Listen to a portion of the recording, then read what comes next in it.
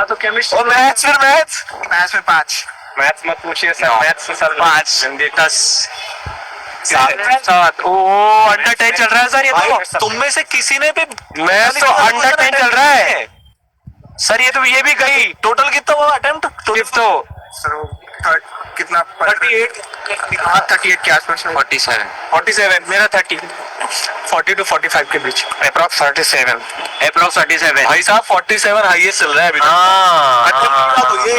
Attempt की बात हो रही है तो भाई साहब सर मतलब आज मतलब अब एनटीए सर इस बार दिखा रहा है भैया कि हम में भी कंटेंट है। इजी शिफ्ट नाम की कोई अच्छी चीज पढ़ाई नहीं करने वालों को ही सिलेक्शन मिलेगा। ये तो भाई साहब क्वेश्चन कौन सा था? केमिस्ट्री का टफेस्ट क्वेश्चन बताओ यार। सर कितना बढ़िया है ना अपनी को डिस्कशन, केमिस्ट्री की भी इज्जत है। स्टेटमेंट बेस्ड एक क्वेश्चन था। क्या था? अब प्राइमरी स्टैंडर्ड करके टर्म्स बहुत यूज हो गए, स्टैंडर्ड वर्ड उसमें यूज हो रहा था, समझ नहीं आया कि क्या कहना चाह रहा है। थर्मोडायनामिक्स